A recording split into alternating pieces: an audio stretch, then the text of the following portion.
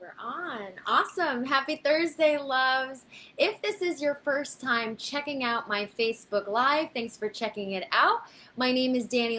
I'm a licensed psychotherapist and a happiness transformation coach. And I typically work with people who are feeling unhappy, unfulfilled, overwhelmed, anxious, maybe even a little depressed. And if you didn't know, August we're almost done in August, Happiness Health Month. So about 2 weeks ago, I did a Facebook Live on solo happiness, how to create joy and happiness if, say, maybe you're unmarried, single, don't have children. Last week, I did a Facebook Live on family fun, so creating joy and happiness in the family. Tonight's Facebook Live is on romance awareness. And unfortunately, I did have a guest on that was scheduled to come on, and due to some last minute unforeseen circumstances, I'm unable to have him on tonight. However, I just want to jump on in like I usually do. So we're going to start with the love languages. If you're not familiar with love languages, there are 5 love languages, and there's a book, actually, The 5 Love Languages by Gary Chapman. And I want to bring this up. Anytime I'm working with couples, the first thing I usually bring up is love languages, because if you have 2 people that are communicating and they feel like they're communicating about love, but they might be speaking different languages. It's the same thing as if, say, for example, one person is speaking in English and the other person is speaking in Chinese or Italian, just another completely different language, right? Struggling to communicate and understand each other. So there are 5 love languages. The 5 love languages are quality time, words of affirmation, physical touch, acts of service, and gifts. Now, what does that mean? By the way, you can take a test online for free to discover what your love language specifically is. And it's very good to be aware of not only what your love language is, but also what your partner's love language is. Because you could be speaking in one love language and they can be speaking in a completely different love language, and there's no communication there, right? So let me just go into a little bit of what each love language is. So you have quality time. Quality time means connected, super present with each other. You're not on cell phones. We're not watching TV and doing other things. We are one-on-one, quality time. The second one is words of affirmation. So words of affirmation, you're so handsome, you're so beautiful, I appreciate you, I'm so grateful for you. Words of affirmation are communicating to your partner with words, affirming them. Then we've got physical touch. Now, physical touch does not necessarily mean sex, guys. Physical touch can also mean hugging, hand-holding, skin touching, massaging, just always wanting to touch that other person. So we got words of affirmation, quality time, physical touch, acts of service. Acts of service has to do with, let's say, doing laundry. You know, hey babe, I did your laundry for you, or I washed the dishes for you, I vacuumed for you. So acts of service has to do a little bit more with chores, and some people look at that as acts of love. And then the last one is gifts. Now, gifts does not necessarily mean, you know, I have to go out and spend a bunch of money. Gifts could also be, I thought of you and this signifies my thinking of you. So even if it's flowers, or it could be something handmade or written, or just any simple token of something, this signifies my love for you, my thought for you. So of those 5 love languages, you can either kind of shoot off the top of your head and say, all right, well, I know that this one's mine and this one's mine, or you can take the quiz online. And it's important for you to know your love language as well as for you to know your partner's love language. So say, for example, your love language might be quality time, which is like, I really enjoy when someone spends quality time with me. And the other person's love language might be acts of service, which is cooking or cleaning. So here I am, if I'm wanting to spend quality time with that person and their love language is not quality time, their love language is acts of service, and I am not demonstrating acts of service, we're going to constantly have conflict, because we're going to seem like, well, it doesn't seem like you love me, and they're going to think, well, it doesn't seem like you love me, because we're not speaking in the same love language. You follow how important this is now? So check it out. It's free. You can go online. You go to, I believe if you just Google love languages or the 5 love languages and you go to Gary Chapman's website, you can take the test on there for free. Next thing, my second romance awareness, Myers-Briggs personality test. So by definition, the Myers-Briggs type indicator is an introspective self-report questionnaire indicating how people perceive the world and make decisions. So this is another one that you can go online and you can take the test for free if you go to 16personalities.com. If you Google Myers-Briggs personality test and you go to images, it'll give you a graphic and it looks like 16, I believe, cubes, right? So it's like rows of 4 and 4. Now, when you take this test, it gives you an answer or results based on 4 letters. So for example, mine is ENFJ. Of those 4 letters, they each represent a different area of my life. So for instance, the E, that's the first one. Are you outwardly or inwardly focused? So you're either going to get an E or an I. Are you more of an extroversion or more of an introversion?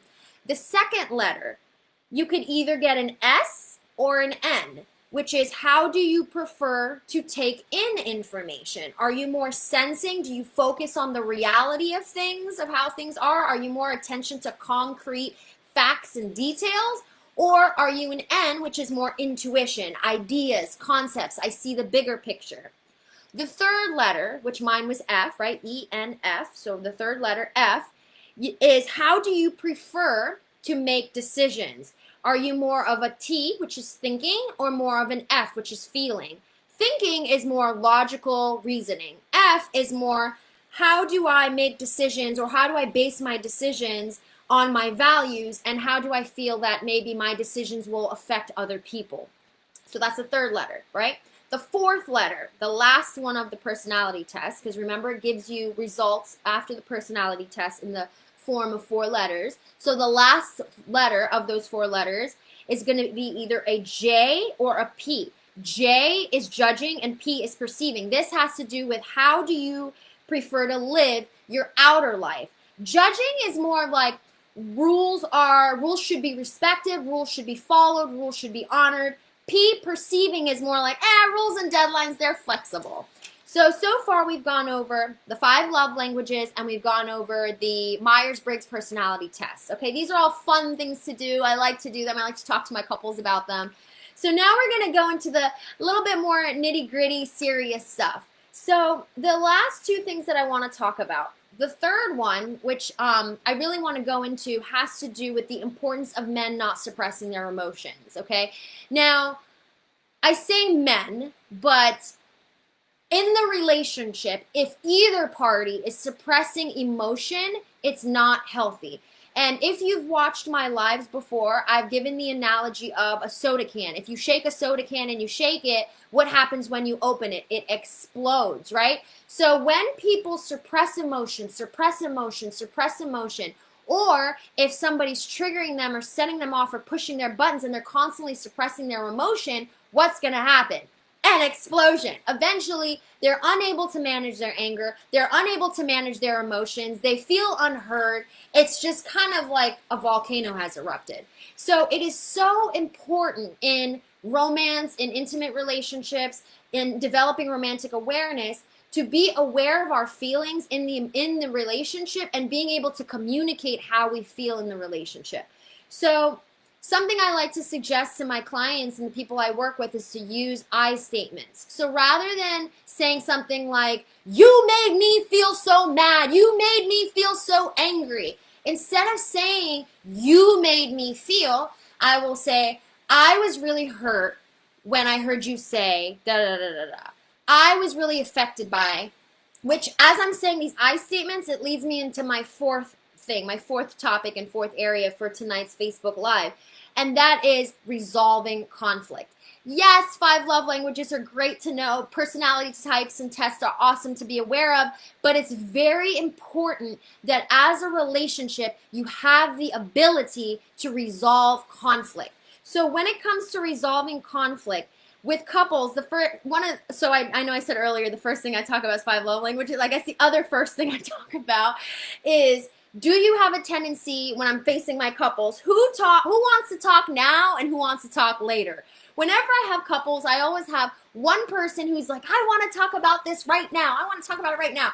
And the other person, no, I don't want to talk about it right now. I want to talk about it later. So first we need to establish when a conflict arises, what is our argument plan or what's our disagreement plan? I want to call it disagreement rather than argument. I don't like arguments. So disagreement, we're going to have disagreements, right? People are going to have disagreements. So we need to figure out, are we the kind of couple that we're going to talk about this now, or are we going to talk about it later? And if we decide as a couple that we're going to talk about it later, we need to both agree to that and respect each other's spaces to that. So for instance, if I'm the person that I need to talk about this now, and we have agreed that we're going to talk about things later, then I need to make sure I honor that and not aggravate the other person and say, hey, I changed my mind. I want to talk about it now. No. We made an agreement. We were going to talk about things when we're cooled off and later. Excuse me. Which goes into, so this last one, love languages was 1, personality types 2, importance of not suppressing your emotions is 3, 4 is resolving conflict. In resolving conflict, I have different little bullet points. So 1, determine if you're going to talk about it now or later. Taking accountability.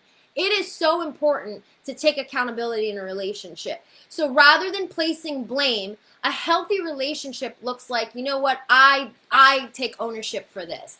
Because I can easily say, well, they did this and they did that and he did this or he did that, but I need to take accountability that I allowed it into my space. And this is something I'm such a huge proponent of, and I've been really working with a lot of my clients and the people in my community on. It's very, especially in times like this, where there's a lot of hatred, there's a lot of animosity, there's a lot of blame going on, there's a lot of division going on in our country. Rather than looking at the other person and what they're doing and what they're saying and how they're behaving, let's turn the finger and look at ourselves and take accountability for, how am I allowing this in my life? How am I allowing this person to get me to this point? The last thing I want to say on resolving conflict is not relying on the other person to make you happy. And I'm speaking on this because I used to be very guilty of this. Through all of my unhealthy relationships, I counted on and I relied on that other person to make me happy if things weren't going well for me. That is one of the most unhealthiest things in a relationship. When in a healthy relationship, it has to be to a point where if I'm upset, I'm not going to project it on the other person. I'm going to take accountability that I'm feeling in a funk right now. Maybe I need some space and I need to go cool off or handle myself. But I can't expect that the other person is going to make me feel better, because they may sometimes say things that help me feel better, which is great, but they may say things sometimes that may make me feel worse or might not make me feel better. So I can't count on them. I don't want to depend on someone else. So that's my last bit on the resolving conflict, is not relying on another person to make us happy. So I know I covered a lot. I always try to keep these lives short, and somehow I always end up going over like 10 minutes because it's juicy information and I feel like it'll really support people. So on that note of supporting people, if you watch this video and you found it to be helpful, or you think it may help someone else, please feel free to share it.